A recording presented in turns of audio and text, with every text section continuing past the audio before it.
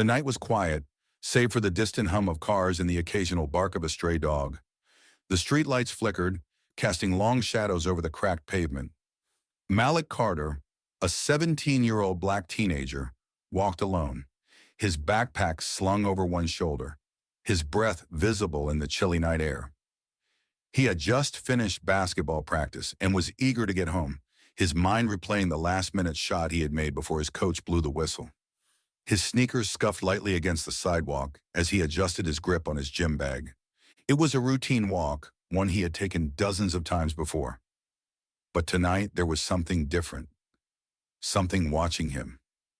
A police cruiser crawled up the street behind him, its headlights washing over him like a spotlight.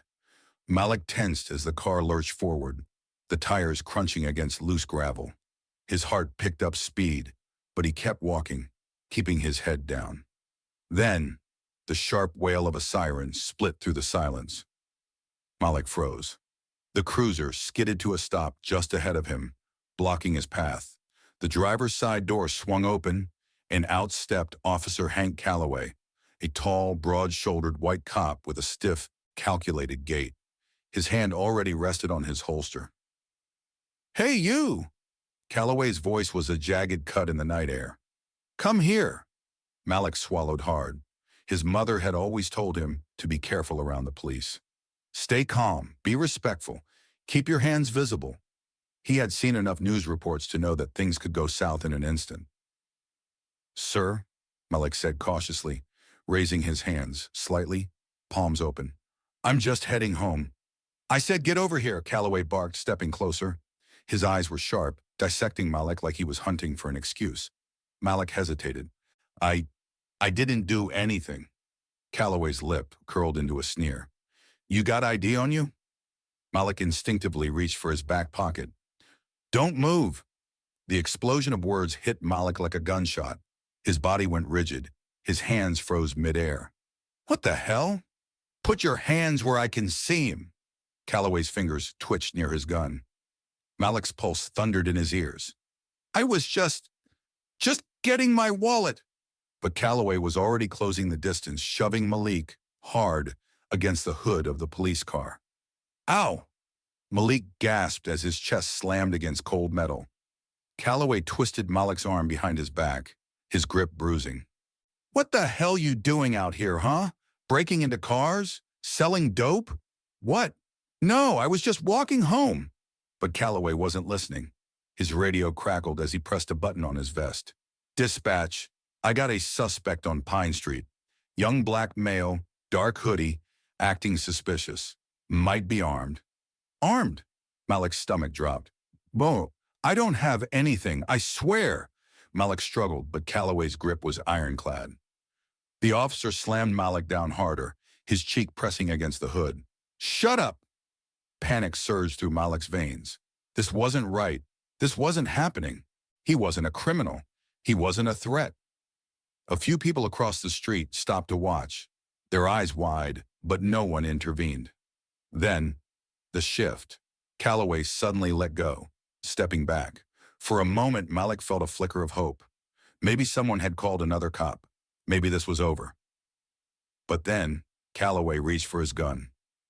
Malik barely had time to react before bang, a flash of light, a deafening explosion. Malik's body jerked backward, collapsing onto the pavement. A searing, white-hot pain tore through his stomach. His breath hitched, his hands instinctively clutching his side as warmth spread between his fingers. His ears rang. The world spun. Calloway stood over him, breathing hard, gun still raised. For a moment, silence. Then Calloway lifted his radio. Shots fired. Suspect reached for a weapon. Weapon? Malik's mind screamed, but no sound came from his lips. His mouth was filled with the taste of blood. The cold pavement felt distant now. His vision blurred as red and blue lights flashed in the distance. Somewhere, someone was screaming, and then everything faded to black. The world around Malik faded in and out, a blur of flashing red and blue lights mixed with the distant sound of sirens. His body felt numb, yet the pain in his gut burned like fire. His breath came in short, ragged gasps as he lay on the pavement, blood pooling beneath him. He tried to move, tried to speak, but his body refused to listen. Above him, Officer Calloway stood stiff, his hands still clutching his gun. His breathing was uneven, his eyes darting around the street.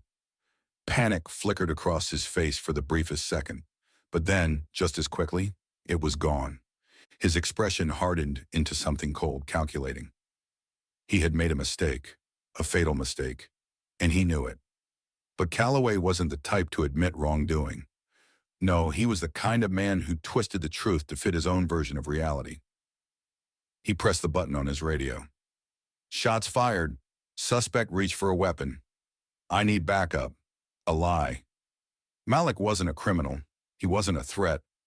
He was a 17-year-old high school senior, an honor roll student with dreams bigger than the small neighborhood he lived in. His life revolved around two things: basketball and his mother, Lisa Carter. Basketball was more than a sport for Malik. It was his escape. Every day he spent hours on the court, perfecting his shot, working on his footwork, pushing himself harder. He wasn't the tallest player, nor the fastest, but what he lacked in physical advantage, he made up for in pure determination. His dream? To play college ball on a scholarship, to make it big, to give his mother the life she deserved. Lisa Carter had been both mother and father to him his entire life. She worked 2 jobs, barely making ends meet, but she never let Malik see how much she struggled. Every morning she packed his lunch, left motivational notes in his bag, and reminded him, "You are more than what the world tries to label you." She knew the dangers of raising a black son in America. She knew the fear that came with every police siren, every news report of another unarmed black man being gunned down. So she had taught Malik to be careful, respectful, polite. But even that hadn't saved him. Now, as he lay bleeding in the street, he thought about his mother, about how she was probably waiting for him to come home, dinner sitting cold on the table. Would she ever see him again? Hank Calloway had been with the force for over 15 years. He wore his badge like a shield, a symbol of power. But beneath it, he was nothing more than a bully with a gun, a man who thrived off control. He had a history, a long one, a history of racial profiling, excessive force, and harassment. Time and time again, complaints had been filed against him. Time and time again, they had disappeared. The system protected him. His fellow officers covered for him. To them, Calloway wasn't a racist with a badge. He was just doing his job. And now he had shot an unarmed black teenager in the street. For the first time in his career, he felt a twinge of fear. Before Calloway could think too much, the wail of sirens filled the air. Backup had arrived. 3 patrol cars screeched to a stop. The first officer out was Sergeant David Miller, a man who had been on the force almost as long as Calloway. Miller took one look at Malik bleeding on the ground, then turned to Calloway. "What happened?" Calloway didn't hesitate, didn't flinch. He gave the lie as smoothly as if he had rehearsed it. Suspect fit the description of a wanted criminal. I stopped him for questioning. He got aggressive, reached for a weapon. Miller's gaze flicked to Malik's empty hands. Calloway's jaw clenched. Miller sighed, then gave a curt nod. "All right, let's secure the scene." That was it. No questioning, no doubt. Miller turned to the other officers. "Check his bag. See if we can find anything on him." One officer quickly grabbed Malik's backpack, dumping its contents onto the pavement. A pair of basketball shoes, a water bottle, a notebook. Nothing remotely dangerous. But then, a different officer spoke up. "We got a gun here." The words made Calloway's head snap up. For a second, he was confused, until he saw the officer pulling a small handgun from his own belt and dropping it onto the ground near Malik. Planted evidence. A cold chill ran down Calloway's spine. Miller didn't react. He simply nodded. "Bag it." Calloway swallowed. He knew this was wrong, but at the same time, he knew this was exactly how the game was played. Malik could hear everything, but his body refused to move. His vision flickered in and out, but he caught glimpses of officers moving around him, whispering, fabricating their story. He wanted to scream, to tell them the truth, but all he could do was lay there bleeding out while they turned him into a criminal. One of the officers stepped forward, speaking into his radio. "We have an armed suspect down, hostile, attempted to assault an officer. We need medical personnel on standby." On standby, not immediately, not urgent. Because to them, Malik's life wasn't worth rushing to save. Calloway took a deep breath, his hands still shaking. But Miller clapped a firm hand on his shoulder. "You're good, Calloway. Just another thug who made the wrong move." The words settled over him like a weight. He had almost felt guilty. Almost. But as he looked down at Malik, struggling to breathe, his mind latched onto one simple thought. He shouldn't have resisted. And just like that, Calloway convinced himself that he had done the right thing. The world was slipping away, the pain in his stomach intensifying with every shallow breath. His mind screamed for help, but his body refused to move. Then, rough hands grabbed him. "Get him up!" He barely registered the voice before a sharp yank forced him to his feet. Agony ripped through his body and his legs nearly gave out. Handcuffs clamped around his wrists. He was being arrested. His blurry, pain-filled eyes darted to the officers around him. Not a single one looked concerned for his injuries. Not a single one saw him as a kid who had just been shot for no reason. Instead, they saw what they wanted to see. A suspect, a criminal, a threat. Officer Calloway stood to the side, his gun now holstered, watching with a satisfied smirk. This wasn't new for him. He had done it before. Framed black men, twisted the truth, turned innocent lives into statistics. And he had always gotten away with it. One officer leaned in close, his breath hot against Malik's ear. "You're lucky we're even taking you in alive." Across town, Lisa Carter had just sat down with a cup of tea, waiting for Malik to come home. The clock read 9:45 p.m. He should have been home by now. A nervous feeling twisted in her gut. She picked up her phone and called him. No answer. She tried again. Still nothing. That's when the knock came. Bang, bang, bang! It was the kind of knock that made her blood turn cold. She opened the door to find two officers standing there, their expressions unreadable. "Oh, Lisa Carter?" Her heart pounded. "Yes. Your son has been taken into custody. He attacked an officer." The words hit her like a brick. "That's not possible. My son—" "He's being processed at the station. If you have questions, you can take it up with the department." No explanation, no sympathy. Just cold, robotic words. Lisa didn't even grab her coat. She ran out of the house and drove straight to the station, her hands shaking against the steering wheel. A mother's desperation. The system's coldness. Lisa burst through the doors of the precinct, her voice loud and urgent. "Where's my son? I need to see my son." The officer at the front desk barely looked up. "Calm down, ma'am." "Calm down? You have my baby locked up. I need to see him." "He's being processed. No visitors." Lisa's eyes filled with rage and fear. "Processed? He's a minor. He was shot. He needs a hospital, not a damn jail cell." Another officer stepped in, bigger, colder. "Ma'am, if you don't leave, we'll have to escort you out." Lisa's knees nearly buckled. They weren't going to let her see him. They weren't going to help him. And deep down, she knew why. Because to them, her son didn't matter. By morning, the news had already picked up the story. But the headlines weren't about a black teenager shot for no reason. They were about a violent suspect who attacked a police officer. Breaking news. 17-year-old with gang ties shot after attacking officer. Police say shooting justified suspect fit the description of a wanted criminal. The media twisted Malik's life into a stereotype. Old pictures surfaced, one where he posed with friends, making playful hand signs. The media labeled it gang-related. They pulled up one school suspension from 2 years ago and called him a troubled teen. No mention of his good grades, No mention of his basketball dreams, No mention of the fact that he was the victim. And the worst part? People believed it. At the precinct, Officer Calloway scrolled through the news articles on his phone. He smirked. The story was playing out exactly the way he expected. The department had already backed him. The news had already painted Malik as a thug. It was textbook. He had seen it happen again and again. No one was going to question the story. The case would be buried. Malik would rot in a cell, or worse. And Calloway? He'd be back on the streets by next week. Calloway was about to put his phone away when it buzzed with a notification. A link. At first he ignored it. Then another notification. And another. The video was going viral. He clicked on it, and his stomach dropped.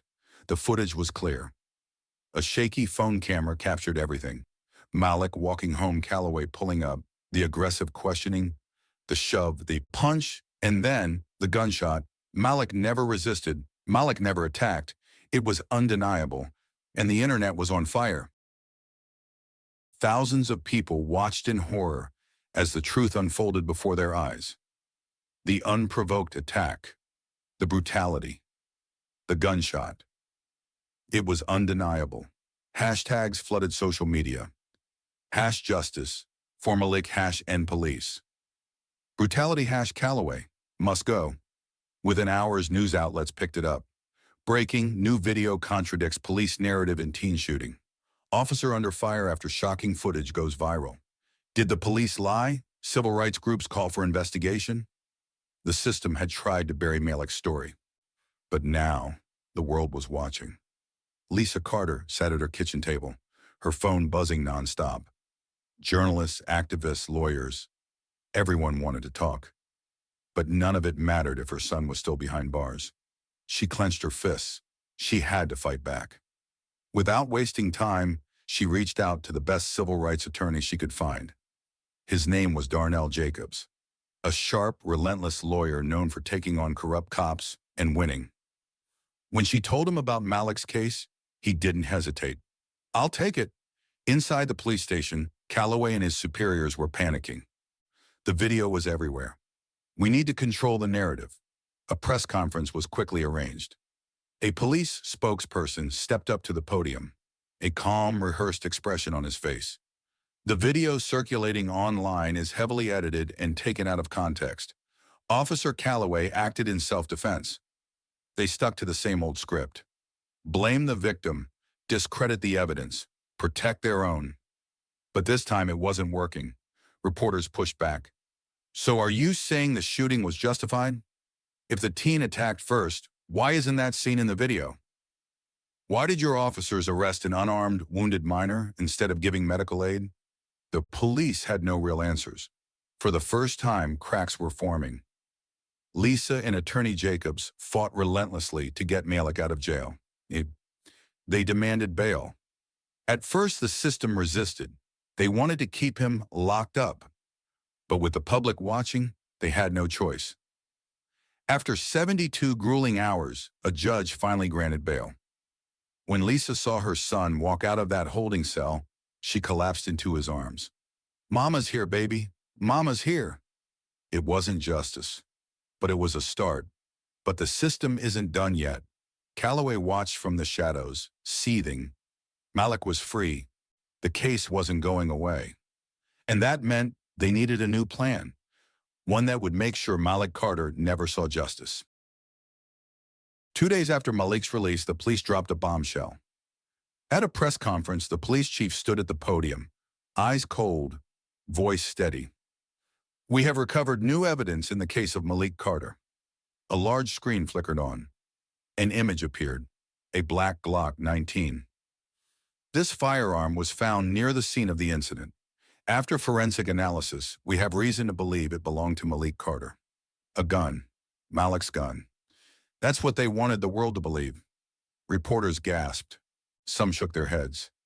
Others scribbled in their notepads. Lisa Carter watched from her couch at home, heart pounding, hands trembling. "No, no, no, no." On the screen, the police chief continued. "This new discovery strengthens our case. We are officially charging Malik Carter with attempted assault on an officer.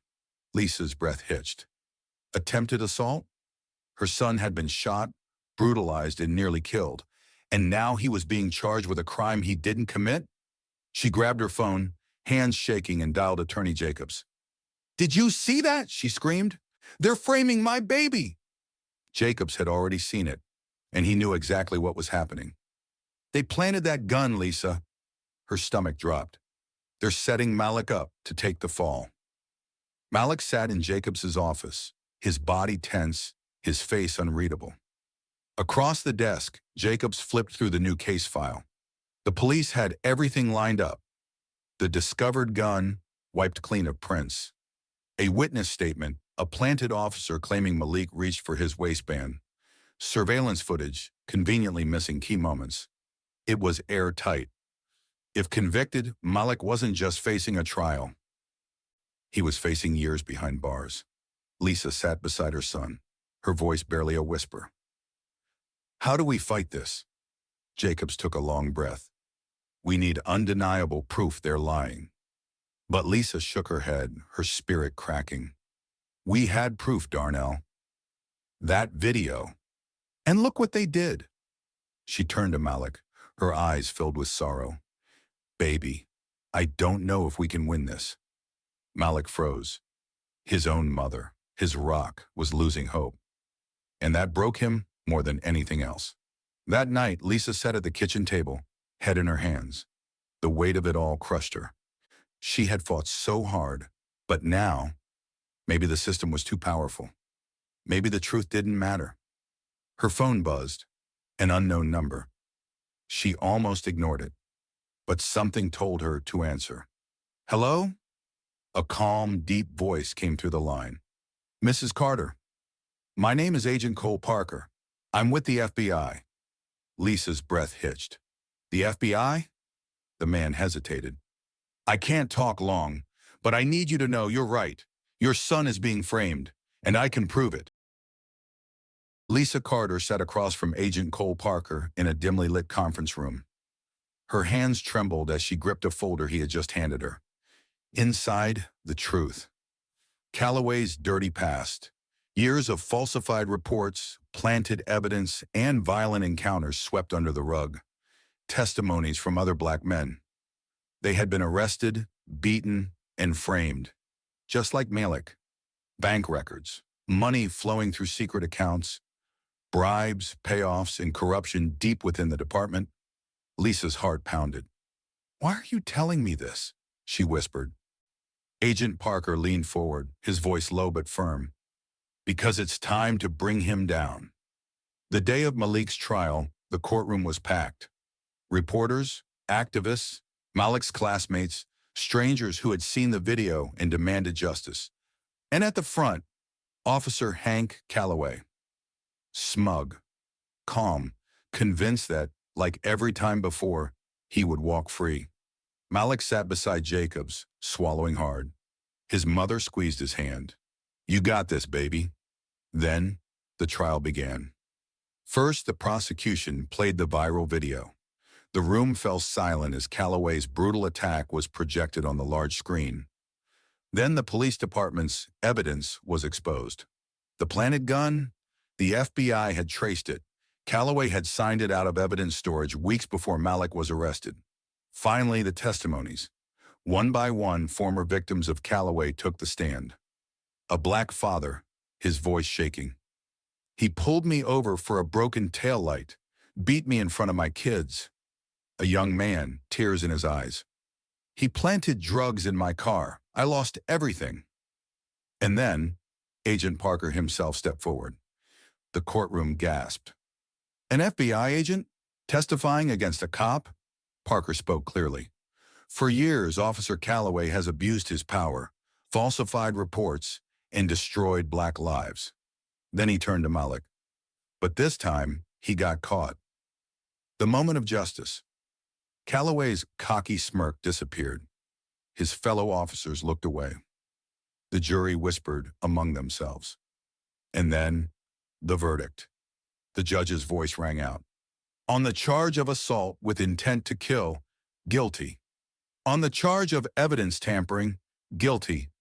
On the charge of conspiracy and obstruction of justice, guilty.